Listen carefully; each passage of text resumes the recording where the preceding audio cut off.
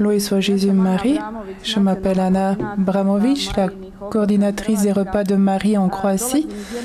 Je viens d'un petit village qui s'appelle Nova Kapela en Slavonie. C'est pourquoi je désire saluer tous les gens de Slavonie dans le public. De même, je salue tous les chers bénévoles qui sont venus ici, les bénévoles dans le monde entier, car sans vous, notre travail serait impossible.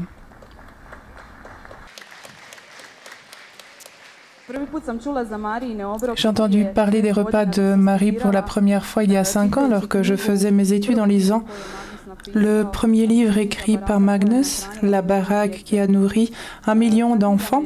Ce livre m'a profondément touchée et a réveillé en moi un désir d'œuvrer au point de vue humanitaire. Et la phrase qui m'a le plus touchée, c'est la phrase qu'a citée Josip dans la présentation du jeune Edward dont la mère est en train de mourir du sida, lorsqu'il a dit « Je désire un jour aller à l'école et avoir suffisamment de nourriture ». Voilà. Après quelques années, je suis ici en tant que représentante des repas de Marie. Et c'est un grand honneur de présenter le repas de Marie devant vous tous. Je vous invite à devenir des bénévoles pour les repas de Marie en Croatie. Dans le monde entier, nous organisons des événements, des concerts, des courses, des repas, des bals masqués, karaoké, etc. Venez, faites du bénévolat. Je vous invite aussi à faire des dons, à prier pour les repas de Marie, car tout petit acte d'amour est une grande chose pour eux, pour les enfants qui souffrent le plus, qui ont faim, qui ne peuvent aller à l'école. Et il y a encore 59 millions. Notre travail n'est qu'au commencement, qu'au début, et c'est pourquoi je vous invite à nous rejoindre. Maintenant, je donne la parole à Petra, notre bénévole. Merci Anna. Lorsque j'ai rencontré Anna pour la première fois, nous ne savions pas que sa première rencontre avec les repas de Marie avait été le livre La baraque qui a nourri 1 million d'enfants. J'ai eu le bonheur de traduire ce livre et cela a été pour moi la première rencontre avec les repas de Marie. Lorsque vous traduisez un livre, vous avez une autre relation avec ce livre que quand vous le lisez.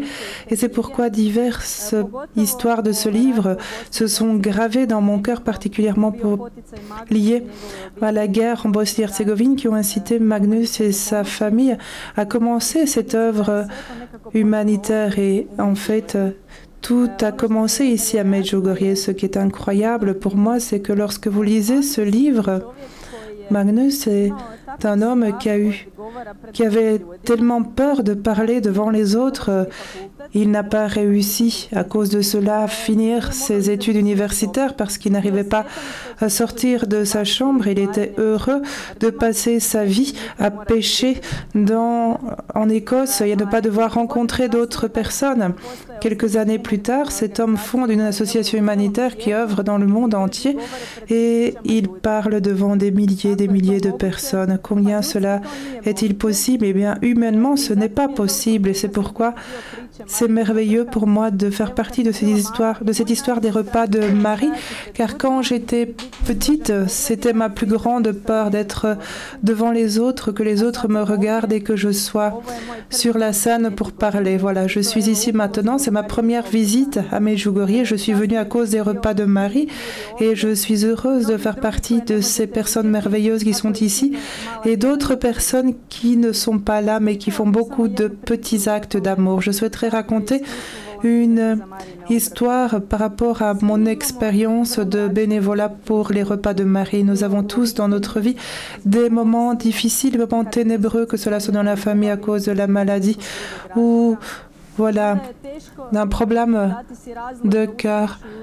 Et parfois, c'est difficile de trouver une raison de sortir de notre lit le matin et de continuer à vivre notre journée. Nous nous demandons pourquoi est-ce que ma vie est ainsi, ma vie n'a pas de sens, pourquoi suis-je ici? Eh bien, en de tels moments, pour moi, les repas de Marie ont été ma raison de vivre de tels jours. Un jour dans ma vie, il y avait une course pour les repas de Marie. Je ne savais pas pourquoi sortir de mon lit. Je n'avais pas envie de sortir de mon lit. Et c'est moi qui devais accompagner cette course. Voilà. Je souhaite par cela vous donner une raison de vous lever le matin et vous dire que ce festival des jeunes, cette année, a un très bon thème. Que dois-je faire de bon? Voilà. Nous sommes ici avec nos t-shirts bleus et nous avons trouvé la réponse à cette question dans les repas de Marie. J'espère que vous aussi, vous trouverez une réponse à cette question. Je vais donner la parole à Sœur Dorothée qui va vous dire comment cela se déroule dans les pays aidés par les repas de Marie.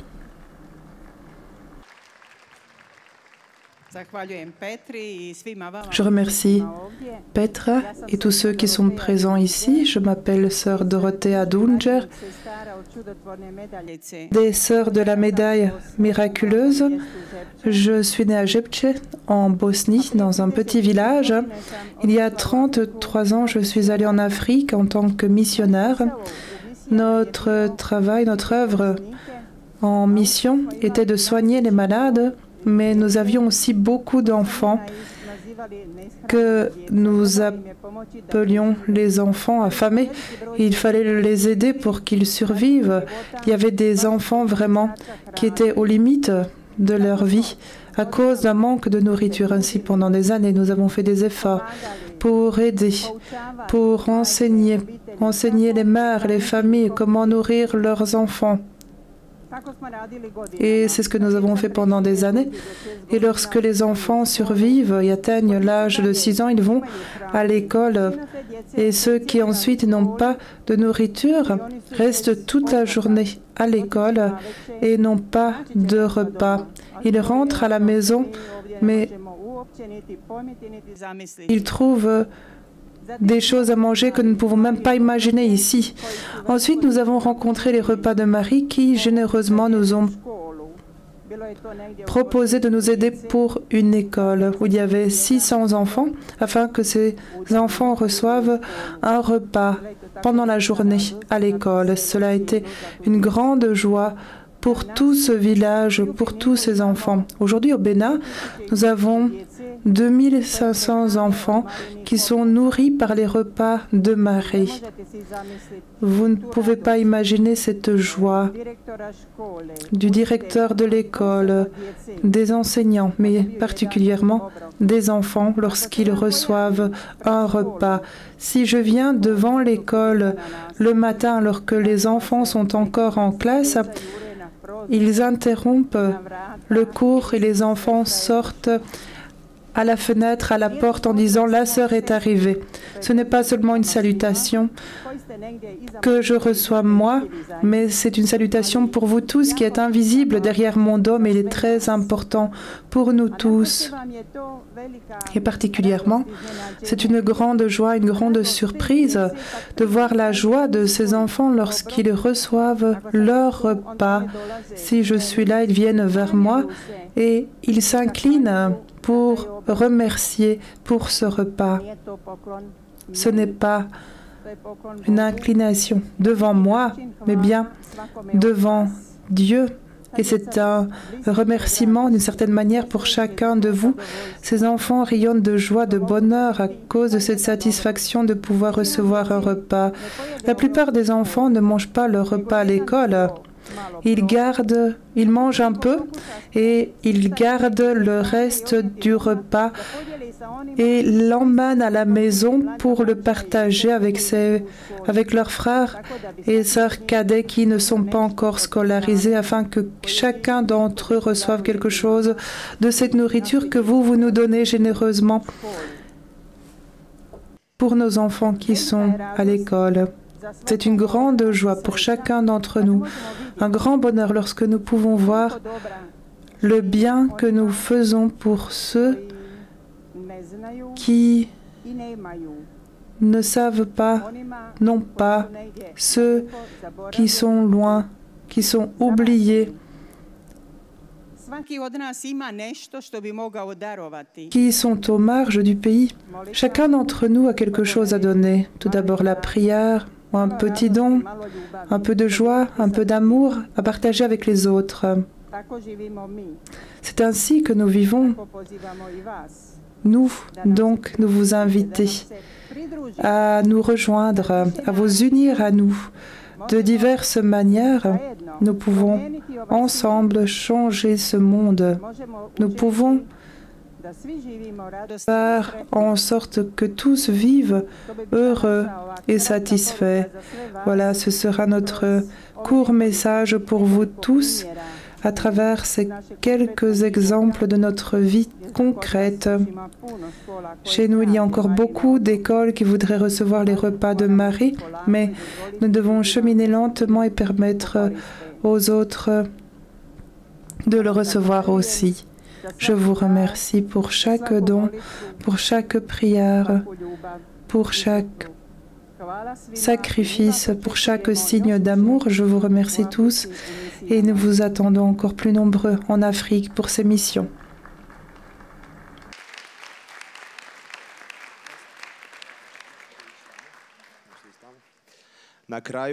Finalement,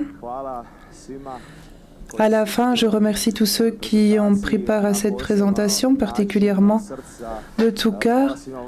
Je vous remercie tous vous, chers jeunes, qui nous avez suivis ici en direct, en suivant vous aussi, qui avez suivi par les médias, par le live stream. Répétons que vous pouvez nous suivre sur les réseaux sociaux. Si vous voulez avoir plus d'informations, vous pouvez aller sur notre site marysmills.org. Ici aussi, à côté de l'église, nous avons le container bleu et le stand des repas de Marie. Vous pouvez venir, nous pouvons vous rencontrer. Si vous avez si vous voulez savoir plus de choses, plus de détails, ou poser vos questions. Magnus a parlé de Mère Teresa. Il y a un journaliste américain qui est allé en Inde et avant de quitter l'Inde, il est allé voir Mère Teresa et a dit: tout ce que tu fais est merveilleux, mais pourquoi fais-tu tout cela? Ce n'est qu'une goutte dans un océan, une goutte d'eau dans un océan. Et Mère Teresa s'est retournée vers lui et a dit: toi aussi, sois une goutte, rentre chez toi et dis-le au tien, dis-le à tes amis. Et avec ces quelques gouttes, nous allons faire un ruisseau, une rivière. À partir de ce premier enfant, Edward, qui était la première goutte, aujourd'hui, nous en sommes à 2 millions presque d'enfants nourris. Du premier bénévole, maintenant il y a des centaines de milliers de bénévoles dans le monde. Chers amis, soyons comme cela. Donc, rejoignons ces flots, cette rivière de bonnes œuvres. Avant de vous saluer, je souhaiterais que vous écoutiez un chant avec nous, qui est un chant que Diana, chanteuse italienne, qui est l'ambassadrice des repas de Marie en Italie. Ce chant s'appelle Figli della Luce, les enfants de la lumière, et elle a offert ce chant à Mary Mills. Je vous remercie de m'avoir écouté. Prenez plaisir jusqu'à la fin du Festival des Jeunes et que Dieu vous bénisse.